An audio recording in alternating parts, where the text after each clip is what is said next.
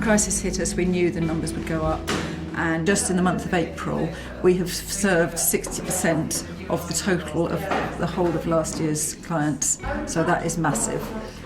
So it's at least a fourfold increase, certainly. We're still getting calls every day, emails, and from people that need our help. And we're anticipating that this will go on as people that had some savings won't be able to afford food because they're eating into their savings.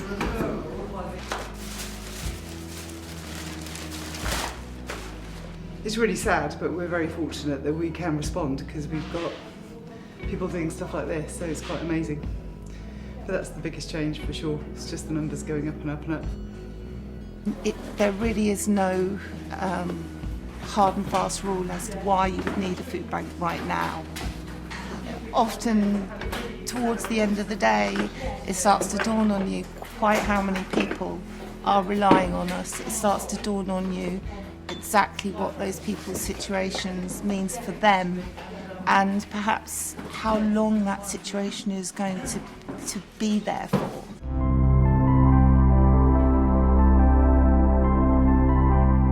Well, since the beginning of the crisis, we've literally had to completely turn our delivery model upside down into a delivery model, because basically people would come to our sessions here and in one other location, and they would come and we'd chat to them, have a cup of tea, and they'd take some food away with them. Obviously that all changed when the crisis started. Within the first week of lockdown, we were delivering food. So I'd like to think that there were clients who would have been given food who, without us doing that, they wouldn't have known where to go. It's a massive operation. There's a lot behind every food box, a lot of organising, but we've got a great team of volunteers and we're geared up to do it. Early on, we thought we were quite well placed for meeting the demand, because the demand has just been exponential. We had a fair amount of stock sort of hung over from a big collection that we do at Harvest Festival. However, that lasted about 3 weeks. Last week, we estimated that we packed something in excess of 1.75 tons worth of food. So although we've got a lot of stock coming in, it's turned around really, really quickly. So when we store it, we've got to keep it accessible. Little hamsters on the wheel at the minute. So today we've got our packers in today. They're packing up to 100 food boxes. There's food donations coming in as we speak. They're going into our quarantine room where they're left for a while and then they're sorted. So we've got working through all the spreadsheets, taking note of all the clients, making sure we've got all the details, all the delivery addresses, all the volunteers lined up to come in tomorrow and on Thursday to take out the food boxes to deliver them. My role is just basically to distribute the food to the drivers, obviously run through what they've got to deliver, any specials, load the cars for them, obviously get all the boxes together, and then once all that's done, then we'll start sorting out the food for the next few days. So pretty simple really, more physical than mental. So I started volunteering with the food bank towards the end of last year and was just helping more on the governance and doing some of the admin. And then of course when we had to go from a drop-in to a delivery service, we all just got a lot more involved, and it's been amazing. The statutory agencies obviously have had to respond quickly to things and change the way that they work, and it's just been brilliant the way it's cut through all the red tape, all the obstacles that previously would have meant meetings, emails, not quite so sure. Now the answer is just yes. We've asked for things that we wouldn't normally be able to ask for, and the response has been fantastic. We set up a crowdfunding campaign. The response to that in those first couple of weeks was absolutely amazing. The crowdfunding campaign hit its target with less than 24 hours, and then money was pouring into our bank account as well. And it meant that we had the finances to start to purchase food from wholesalers. We get stock in from different sources. We get street collections like this, which is all unsorted.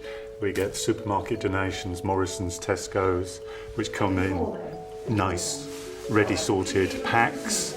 So we've got to coordinate all those, sort the unsorted stuff, shelve the already packed stuff. So it's a bit of a sort of logistical, not a nightmare, but it's a lovely problem to have because the community response has been amazing. I can't believe how generous people have been this weekend. It's amazing. This is just a couple of days collection. We started off in our road with our local WhatsApp group. People were just dropping stuff at our door, and Jenny had asked if I could just sort of build on that. So we found local people to volunteer their own, porch or driveway for a box. But they've then contacted their local neighbourhood WhatsApps or Facebook groups, and it's just grown from there. It's astounding. It's absolutely astounding. The amount of street collections, the stuff you can see coming through the door, it comes through, it just flows through like a river.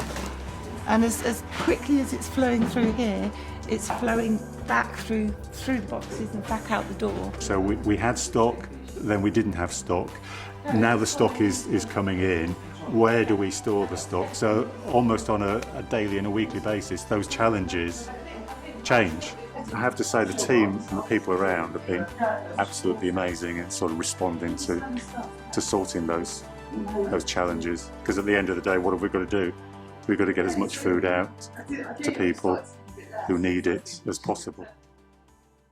Although the numbers are daunting, it's a real privilege to be able to serve people like we do and to really make a difference. We have been able to respond and still deliver what is needed, and that's food to people that have no money to buy food. So heartwarming to see just how much people care about their neighbours, particularly people in their own community who are struggling. Obviously there's always been a lot of compassion around for food banks, but this current situation has really shown what is going on, what's in people's hearts. I think the people doing the deliveries obviously get a little bit of feedback on the doorstep, but also we've had some lovely emails and posts put on our Facebook page, comments of people that have just been so overwhelmed by the generosity and what has come in their food boxes. They're just really, really grateful that although they're struggling, that there is help and support out there and somebody that cares. It's sad that there are so many people that need, I'm sorry, there's so many people that need our help, and that makes me sad. But to see the help that we get is just so heartwarming, it's amazing. Thank you for your support. Thank you for your support. Thank you for your support.